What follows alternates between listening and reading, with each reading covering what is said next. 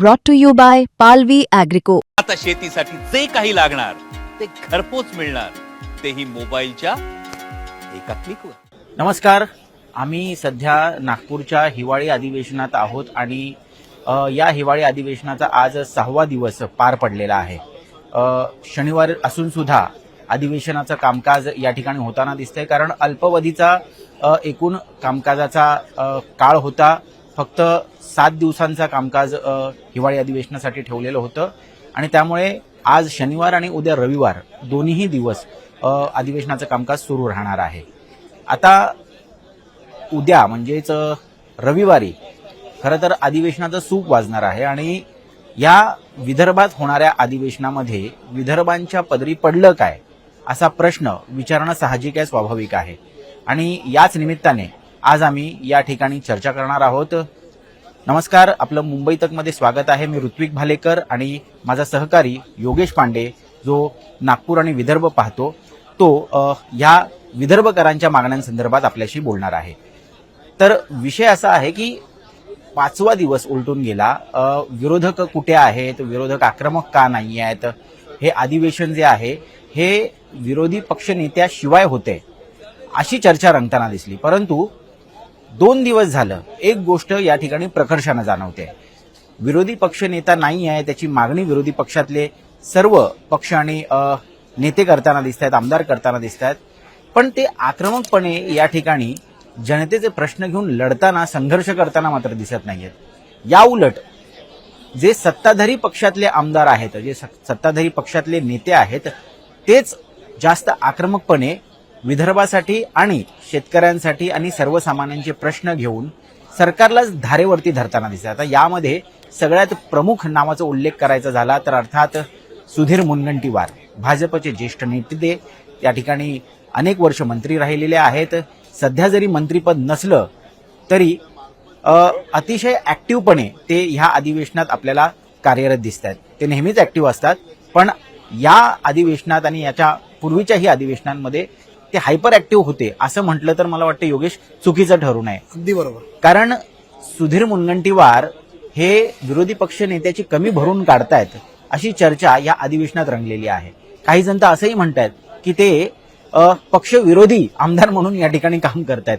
त्यामुळे सरकारला धारेवर धरण्याचं, प्रश्न विचारण्याचं काम खऱ्या अर्थाने जर कोण करत असेल तर ते सत्ताधारी पक्षाचे आमदार आणि माजी मंत्री सुधीर मुनगंटीवारच करताना दिसत आहेत.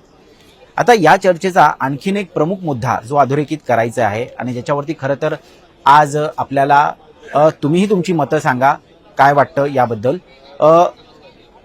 अधिवेशन हे जरी नागपुरात असलं, हे जरी विदर्भात असलं तरी घोषणांचा पाऊस मात्र मुंबई आणि मुंबई आसपास लगतच्या ज्या कुठल्या प्रमुख महानगरपालिका आहेत, शहरं आहेत, अर्बन सिटी, अर्बन एरिया आहे, या संदर्भात घोषणांचा पाऊस होताना दिसतोय.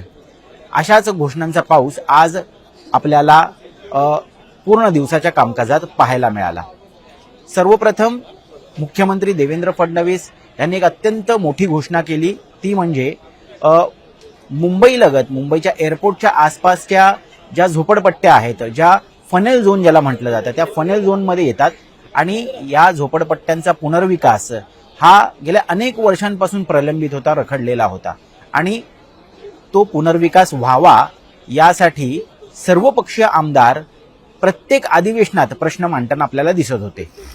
या म्हणजेच नागपूर अधिवेशनामध्ये या संदर्भात हा निर्णय जाहीर करण्यात आला की फनेल झोनमध्ये येत असलेल्या ज्या झोपडपट्ट्या आहेत, ज्या जीर्ण इमारती आहेत, यांचा पुनर्विकासासाठी एक नवीन योजना सरकारने जाहीर केलेली आहे आणि त्या योजनेअंतर्गत ह्या हजारो अशा झोपडपट्ट्या असतील, लाखो झोपडपट्ट्या असतील, इमारती असतील, यांच्या पुनर्विकासाचा मार्ग आता मोकळा होणार आहे. त्याचबरोबर काही डिफेन्स एरियाज आहेत, तिथेही केंद्र सरकारच्या अखत्यारीत त्या जमिनी येत असल्या कारणाने तिथे त्यांना रिडेव्हलपमेंट करता येत नव्हतं. अशा इमारतींचा सुद्धा आता मार्ग मोकळा झालेला आहे. फनेल झोनचाच निर्णय जो आहे हा या इमारतींसाठी लागू करण्यात आलेला आहे. दुसरे आपले उपमुख्यमंत्री एकनाथ शिंदे यांनी विधान परिषदेत मोठी घोषणा केलेली आहे. क्लस्टर डेव्हलपमेंट, जे की खरं तर 50 एकरपेक्षा जास्त जमीन असेल, मग ती शासकीय असेल, निमशासकीय असेल, अशा जमिनींवरती जर अतिक्रमण झालेलं असेल, झोपडपट्ट्या असतील, तिथे जुन्या इमारती असतील आणि तिथलं जर रिडेव्हलपमेंट करायचं असेल तर 1-2 बिल्डिंग रिडेव्हलपमेंट करून मग त्या बिल्डरच्या अनास्थेमुळे किंवा काही कारणांमुळे रखडतात आणि तिकडचा पुनर्विकास होत नाही. लोक घरातनं रस्त्यावरती येतात. अशा जवळपास 10 लाख मुंबईत कुटुंब असल्याचं सांगितलं जातं आणि अशा या सगळ्या लोकांना एकत्रित क्लस्टर डेव्हलपमेंट करून त्यांना त्यांच्या स्वप्नाचं घर मिळवून देण्याचा मार्ग सुद्धा आज क्लस्टर डेव्हलपमेंटच्या निर्णयाच्या निमित्तानं त्या ठिकाणी मार्गी लागलेला आहे. अशा अनेक शहरी भागातल्या समस्यांना घेऊन सरकारने अगदी बारकाईने विचार केला आणि या संदर्भात निर्णयांच्या घोषणांचा पाऊस पडला. त्यामुळे मला असं वाटतं योगेश की नागपूरमध्ये थंडी जरी असली तरी मुंबईत मात्र पाऊस पडतोय आणि तो घोषणांचा पाऊस पडतोय. अगदी बरोबर. आणि एक विदर्भातला तू राहणारा आहेस, तू विदर्भ कव्हर करतोयस. या सगळ्यामध्ये विदर्भातले आमदार असतील, मग ते सत्ताधारी असतील किंवा विरोधातले असतील, यांचं काय म्हणणं आहे? कारण विरोधक तर त्यांची स्पेस जी आहे ही पूर्णपणे गमावलेले दिसत आहेत. अजिबात या ठिकाणी आक्रमक होताना दिसत नाहीयेत, मागणी लावून धरताना दिसत नाहीयेत. तू काही आमदारांशी बोलला असशील, कामकाज बघितलं असेल, त्यांचं काय म्हणणं आहे? नक्कीच ज्याप्रमाणे विधिमंडळाचं जे हिवाळी अधिवेशन असतं ते खरं तर दरवर्षी नागपुरात होत असतं, डिसेंबर महिन्यात होत असतं. यंदाचा कालावधी जो आहे तो कमी असल्याचं म्हटलं जाते, कारण पुढे निवडणुका आहे आणि त्या सगळ्या पुढच्या गोष्टी आहेत. त्यानं 7 दिवसांचं अधिवेशन आहे. आज विधिमंडळ अधिवेशनाचं, हिवाळी अधिवेशनाचं 6वा दिवस आहे. उद्या अधिवेशन जे आहे ते त्याचं सूप वाजणार आहे, जसं तू म्हटलंस. या अधिवेशनात खरं तर नक्कीच ज्याप्रमाणे तू म्हटलंस की एक गोष्ट प्रामुख्याने आपल्याला या ठिकाणी जाणवली ती म्हणजे सुधीर मुनगंटीवार आणि विजय वडेट्टीवार 2 वारांनीच हे अधिवेशन जे आहे ते विदर्भाच्या मुद्द्याला घेऊन तरी किमान गाजवल्याचं आपल्याला विधान भवनाच्या आतमध्ये म्हणजे सदनाच्या सभागृहाच्या आतमध्ये बघायला मिळालं. कारण की दोन्ही नेते चंद्रपूर जिल्ह्यातले आहे. म्हणजे विजय वडेट्टीवार हे चंद्रपूर जिल्ह्यातल्या ब्रह्मपुरीतले आमदार आहेत काँग्रेसचे आणि विधिमंडळ पक्षाचे गटनेते सुद्धा आहेत. सुधीर मुनगंटीवार बल्लारपूर मतदारसंघाचं प्रतिनिधित्व करतात. तिथले ते भाजपचे आमदार आहेत. चंद्रपूरचे 2 वाघ म्हणायचं का? चंद्रपूरचे 2 वाघ नक्कीच ऋत्विक म्हणता येईल की ज्यांनी विदर्भाच्या प्रश्नांना घेऊन सभागृहामध्ये सरकारवर जे वार आहे 2 वारांनी सरकारवर वार केलेलं नक्कीच आपल्याला या अधिवेशनात बघायला मिळालंय. नक्कीच देवेंद्र फडणवीस हे नागपूर दक्षिण पश्चिम विधानसभामधून आमदार आहेत आणि राज्याचे मुख्यमंत्री आहेत, विदर्भाचे आहेत. त्यामुळे मोठ्या अपेक्षा या ठिकाणी नक्कीच विदर्भातील जनता आणि इथले विदर्भातले जे लोकप्रतिनिधी आहेत त्यांच्याकडून नक्कीच आहेत आणि मोठ्या अपेक्षा आहेत.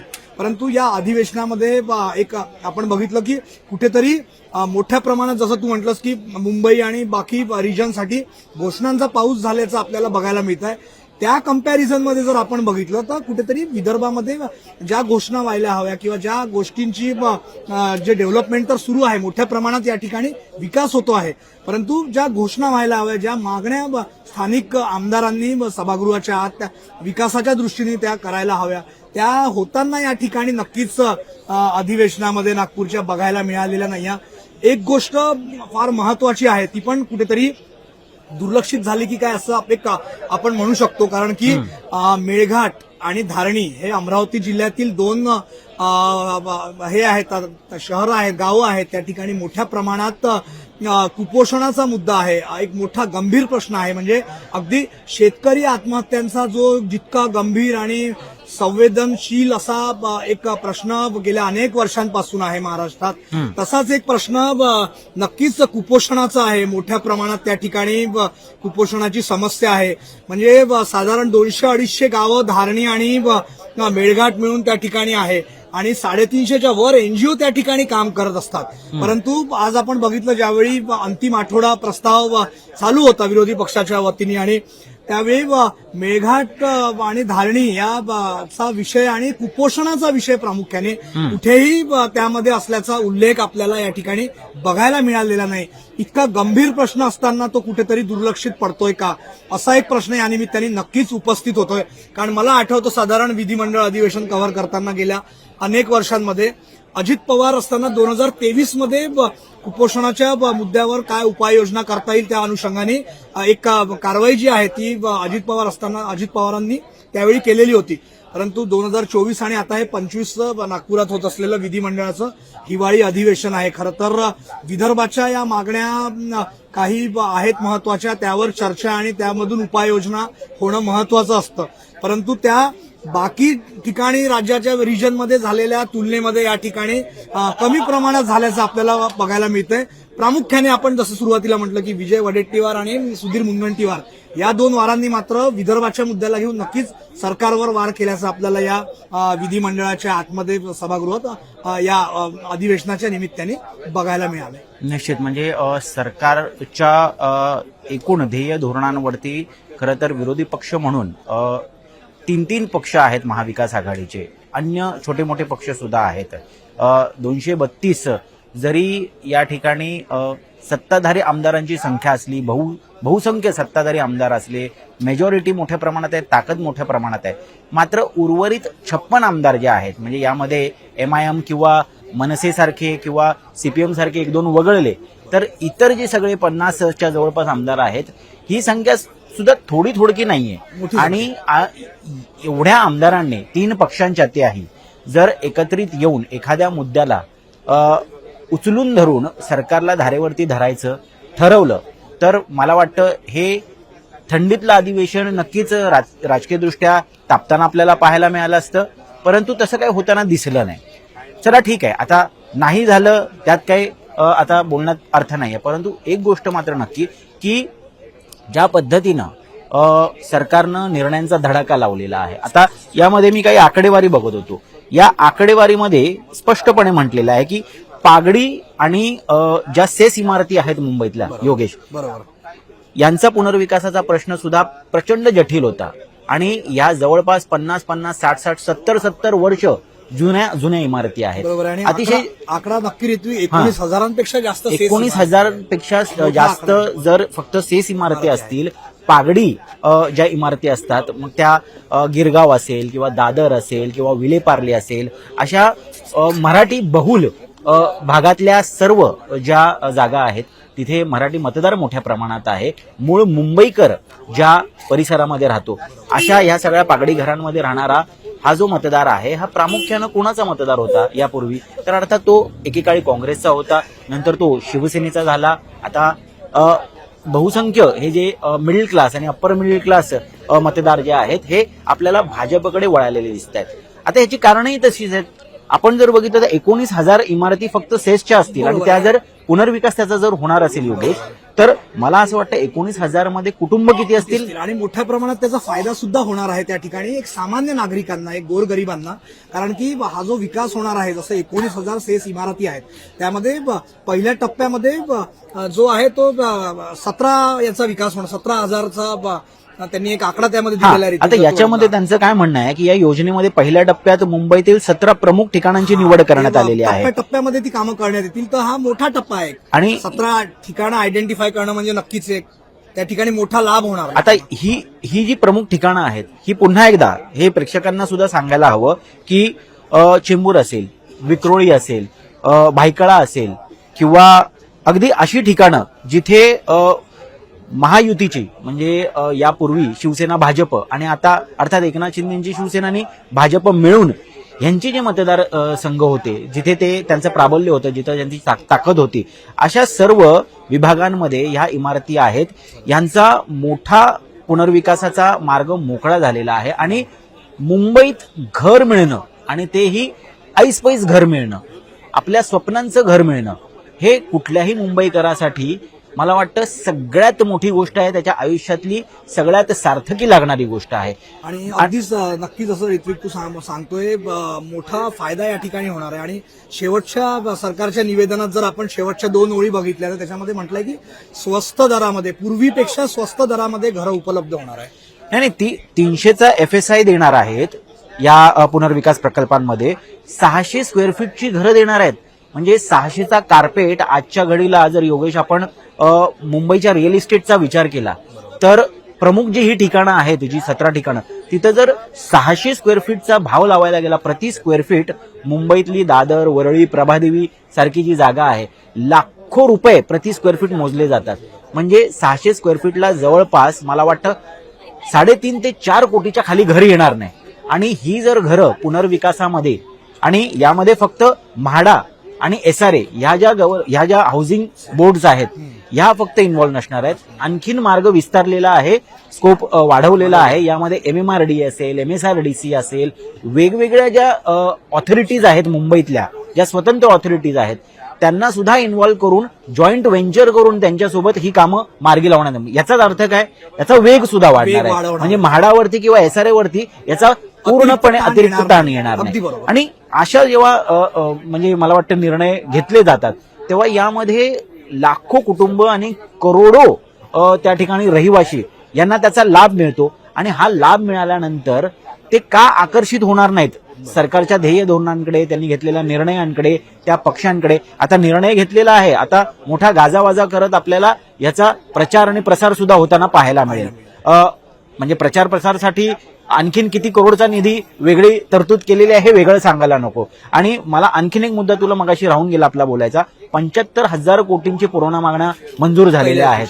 आता या 75,000 कोटींच्या पुरवणा मागण्यांमध्ये खरं तर विदर्भाच्या वाट्याला नेमकं काय आलेलं आहे. आता या सुद्धा ज्या पुरवण्या मागण्या आहेत, प्रत्येक आमदारांनी त्याच्या मागणीनुसार त्याच्या मतदारसंघात काय गरज आहे, रस्ते असतील, पाणलोट क्षेत्र असेल किंवा धरणं असतील किंवा छोटे छोटे कालवे असतील, ह्या सगळ्यांसाठी तर पुरवण्या मागण्या आहेतच. परंतु विदर्भासाठी स्पेसिफिक असं काही केलेलं आहे का? नक्कीच ऋत्विक, ते आपल्याला बघायला लागेल खरं तर. कारण ज्यावेळी 75,000 कोटींच्या पुरवण्या मागण्या राज्यामध्ये राज्य सरकारने विधान भवनामध्ये मंजूर करवल्या आहे सभागृहाच्या आतमध्ये, तर नक्कीच त्यामध्ये प्रादेशिक समतोल हा राखला जाईल. आणि मुख्यमंत्री देवेंद्र फडणवीस हे विदर्भातून येतात, नागपूर दक्षिण पश्चिमचे ते आमदार आहेत, त्यामुळे नक्कीच या पुरवणी मागण्यांमध्ये विदर्भाच्या वाट्याला एक मोठा निधी येणार यामध्ये शंका नाही आहे. येणार हे नक्की आहे. आणि प्रादेशिक समतोल सुद्धा या निमित्ताने नक्कीच साधला जाईल. म्हणजे कोकण असो, मराठवाडा असो, उत्तर महाराष्ट्र असो, विदर्भामध्ये पूर्व विदर्भ, पश्चिम विदर्भ दोन, म्हणजे 12 जिल्ह्यांचा 6 जिल्हे पूर्व विदर्भ, 6 जिल्हे पश्चिम विदर्भ, एक समतोल जो आहे तो या पुरवणी मागण्यांमध्ये जो निधी त्यांनी हे केलेला आहे सरकारने, त्याच्यामध्ये नक्कीच त्याचा सहभाग असणार आहे. एक मात्र नक्की आहे की या सगळ्या जी विकास कामं आहे त्या संदर्भातले तो निधीची ही तरतूद असणार आहे, पुरवणी मागण्यांमध्ये झाली आहे. परंतु जी प्रश्न आहे प्रामुख्याने आपण बघितलं, सिंचनाचा अनुशेष आहे. गेल्या अनेक वर्षापासून सिंचनाचा अनुशेष अजूनही पूर्ण झालेला नाही आहे. सरकार हजारो कोटी, शेकडो कोटी रुपयाची तरतूद करत असतं, परंतु विदर्भातील सिंचनाचा अनुशेष आहे. ज्यावेळी हे सत्ताधारी विरोधात बसले होते त्यावेळी सिंचनाच्या अनुशेषावरून सभागृहात आणि सभागृहाच्या बाहेर मोठा गदारोळ करतानाचं चित्र आपल्याला बघायला मिळायचं. विदर्भाच्या दृष्टीने आपण बघितलं तर पेंच अभयारण्य, ताडोबा अभयारण्य आणि करांडला अभयारण्य आणि वर्धा जिल्ह्यातलं बोर एक अभयारण्य, तर मोठ्या प्रमाणात इथे व्याघ्र प्रकल्प आहेत. म्हणजे महाराष्ट्रातील नव्हे, देशातील सर्वाधिक व्याघ्र प्रकल्प महाराष्ट्रात असतील तर महाराष्ट्रातील सर्वाधिक व्याघ्र प्रकल्प हे विदर्भातून येतात.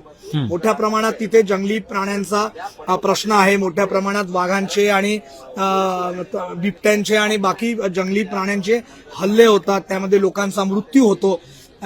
भरपूर समस्या आहेत त्या ठिकाणी. बिबट्यांचा प्रश्न गाजला या अधिवेशनात, पण कशा पद्धतीने गाजला हे वेगळं, हे खरं तर प्रेक्षकांना सांगायला हवं. अगदीच, म्हणजे या अधिवेशनामध्ये नागपुरातील पारडी परिसरामध्ये अधिवेशनाच्या पहिल्याच दिवशी बिबट्या घुसला आणि एका घरात 6 ते 7 लोकांना त्यांनी जखमी केलं. त्यानंतर वन विभागाने डाट मारून त्याला 5 तासाच्या रेस्क्यू नंतर त्याला ते रेस्क्यू केलं बिबट्याला. परंतु त्या बिबट्याने मोठा या ठिकाणी एक म्हणा आतंक केला. दुसऱ्या दिवशी पुणे ग्रामीणचे, जुन्नरचे आमदार शरद सोनावणे हे त्या ठिकाणी बिबट्याच्या वेशभूषेमध्ये विधान भवनात दाखल झाले आणि त्यांनी ती जी काही कृती केली, कारण खरं तर महाराष्ट्रातील जुन्नर तालुक्यामध्ये मोठ्या प्रमाणात बिबट्याचा धुमाकूळ झालेला आपल्याला बघायला मिळालं होतं. भरपूर लोकांचा त्यामध्ये प्राण गेलेला आहे आणि खूप लोकांना जखमी सुद्धा केलेला आहे. परंतु आता केवळ जुन्नरपुरती हा विषय राहिला नसून संपूर्ण महाराष्ट्र आणि विदर्भ या ठिकाणी मोठ्या प्रमाणात आता बिबटे घुसू लागलेले आहेत. आणि दर दिवशी, दर 2 दिवसाआड शहरामध्ये बिबटे घुसल्याच्या बातम्या ज्या आहेत त्या पुढे येऊ लागलेले आहे. त्यामुळे हा प्रश्न नक्कीच घुसला, नक्कीच या ठिकाणी गाजला. मग बिबट्यांना आवरायचं कसं, तर सरकारतर्फे 90 लाख बकऱ्या जंगलात सोडण्यात येतील. आणि तेही वनमंत्र्याकडून अशी विधानं केली जातात. अगदीच. आणि त्यानंतर मग रवी राणा जे अमरावतीचे आहेत, युवा स्वाभिमानी अपक्ष आमदार आहे, मग त्यांनी म्हटलं की बिबट्याला पाळीव प्राणी म्हणून हे करा, घोषित करा. तर कुठेतरी अधिवेशनामध्ये बिबट्या हा यावेळेस यंदा मात्र विकास आणि बाकी अन्य गोष्टी आणि बाकी बिबट्या हावी झाला म्हणावं. बिबट्या यावर या अधिवेशनावर नक्कीच हावी झाल्याचं बघायला मिळालं आपल्याला. निश्चित. म्हणजे तू जी उदाहरणं दिलीस आणि याच उदाहरणांसह आणखीन एक महत्वाची गोष्ट सांगावी अशी वाटते, म्हणजे जे खरं तर चंद्रपूर जिल्ह्यातनं येतात, वाघांच्या जिल्ह्यातनं येतात असे सुरेश मुनगंटीवार यांनी या सगळ्या चर्चेचा सार ऐकल्यानंतर ते शेवटी म्हणाले की बाहेर बिबट्याचा गणवेश घालून त्या ठिकाणी लक्ष आकर्षित करण्याचा प्रयत्न तर आमदार करतात, पण सभागृहात मात्र प्रश्न विचारायला उपस्थित राहत नाहीत. आणि त्यामुळे जे आमदार सभागृहात गैरहजर राहतात, आता बिबट्या त्यांच्यावर सोडण्याची वेळ आलेली आहे, असाही टोला त्यांनी लगावला. तर एकूणच हे सगळं बघितल्यानंतर आपल्या लक्षात येतंय की कशा पद्धतीनं फक्त निवडणुका डोळ्यासमोर ठेवून सरकार मोठमोठ्या घोषणा करते. अर्थात त्या घोषणा करणं यात काही गैर नाहीये, निर्णय घेणं हे क्रमप्राप्त आहे, हे अतिशय गरजेचं आहे. यामध्ये लाखो करोडो लोकांना लाभ मिळणार आहे का, तर निश्चित मिळणार आहे. पण या निर्णयांमागचा हेतू काय, या निर्णयांमागचं इंटेन्शन काय, आणि हे करत असताना आपण जेव्हा म्हणतो की अनुशेष राहिलेला आहे, विदर्भाचा बॅकलॉग राहिलेला आहे आणि नागपूर पॅक्टनुसार आपण दरवर्षी नागपूरमध्ये अधिवेशन घेण्याचं कारणच हे आहे की विदर्भकरांना नेमकं काय मिळालं, त्यांचा जो अनुशेष राहिलेला आहे तो भरून निघतोय की नाही, त्यांच्या पदरी काही पडतंय की नाही, यावरती जास्त भर असायला हवा. परंतु तसं काय होताना दिसत नाहीये.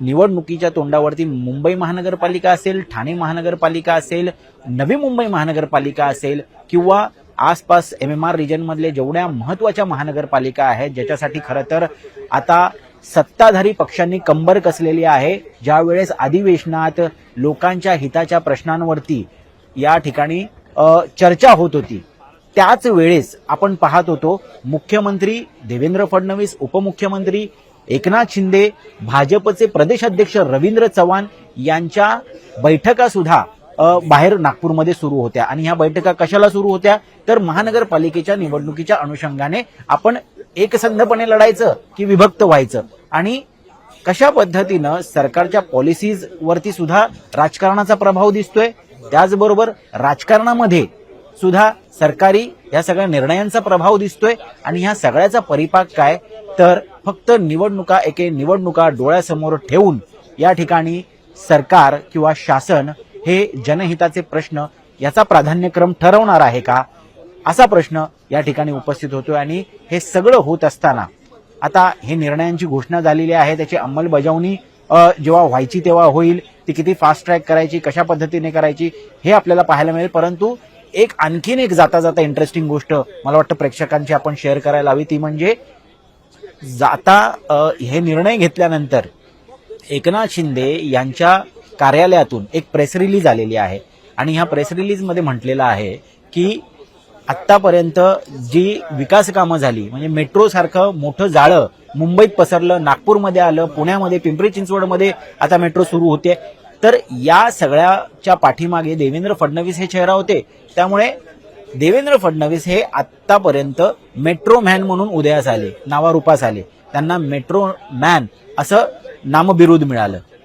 त्यामुळे आता हाऊसिंगचे आणि रिडेव्हलपमेंटचे जे काही निर्णय घेतलेले आहेत, त्यामुळे आता एकनाथ शिंदे हे हाऊसिंग मॅन ऑफ महाराष्ट्र म्हणून ओळखले जातील, असं स्पष्टपणे त्यांच्या प्रेस रिलीजमध्ये म्हटलेलं आहे. त्यामुळे एक प्रकारे विरोधकांची गरजच नाहीये सत्ताधाऱ्यांना, सत्ताधारी आपापसातच कसे क्रेडिट वॉर आपण ज्याला म्हणतो, बरोबर, त्यामध्ये रमलेले दिसत आहेत. आणि अजित पवारांचा तर विषय वेगळा आहे, म्हणजे त्यांच्यावर झालेले आरोप, त्यांच्या मंत्र्यांवर, त्यांच्या मुलावर झालेले आरोप, ह्याला काउंटर करता करताच हे अधिवेशन निघून गेलं. पण एक गोष्ट मात्र आहे, प्रामाणिकपणे ते सगळी गोष्ट मान्य करतात, त्यांच्या मंत्र्यांचे राजीनामे घेतात, त्यांना कुठं डिमोट सुद्धा करतात. आणि पार्थ पवारच्या प्रकरणात सुद्धा त्यांनी अगदी प्रांजळपणे सांगितलं की जे काही चूक झाले ते चूक झाले, आपण कारवाई करायला हवी. पण एकाही विरोधकाने किंवा विरोधी बाकावरच्या आमदाराने हा प्रश्न सभागृहात मात्र येऊ दिला नाही. आणि ह्या सगळ्याचा परिपाक मला वाटतं हाच आहे की निर्णय घेते सरकार, जनहिताचे निर्णय घेते, परंतु त्याचा जो समतोल असायला हवा. आणि ज्या पद्धतीनं एक विभागवार विदर्भ असेल, मराठवाडा असेल, मुंबई कोकण असेल, उत्तर महाराष्ट्र असेल, ह्या सगळ्यांचा सारासार विचार करायला हवा. तोही निवडणुका डोळ्यासमोर न ठेवता तो सरकार करणार आहे का आणि सरकार त्यामध्ये प्रामाणिकता दाखवणार आहे का, अशी खरं तर अपेक्षा सगळ्यांनाच आहे. त्यामुळे मला वाटतं अजून एक दिवस राहिलेला आहे. उद्याच्या दिवसात काय होतं, सत्ताधारी उत्तर देतील विरोधकांच्या प्रस्तावाला आणि त्यामध्ये आणखीन काही निर्णयांची घोषणा होते का, विदर्भाला ऍटलिस्ट शेवटच्या दिवशी तरी न्याय मिळतोय का, याकडे आपलं लक्ष राहणार आहे, आपली नजर राहणार आहे. आणि तुम्हीही अशा चर्चा जर बघायच्या असतील आणि तुम्हाला जर काही विषय सुचत असतील, तुम्हाला काही मुद्दे मांडायचे असतील तर आमच्या कमेंट बॉक्समध्ये मांडू शकता, आम्हाला सजेशन देऊ शकता. मुंबई तकच्या अशाच चर्चा पाहण्यासाठी सबस्क्राईब बटन क्लिक करायला विसरू नका आणि वेळोवेळी अपडेट्स जर हवे असतील तर नोटिफिकेशन सुद्धा ऑन करा. आणि आम्ही आमचा प्रयत्न हा असा सुरू ठेवू आणि नागपूरच्या हिवाळी अधिवेशनात गरम गरम चर्चा कुठल्या सुरू आहेत हे तुमच्यापर्यंत पोहोचवण्याचा प्रयत्न असाच सुरू राहील. नमस्कार.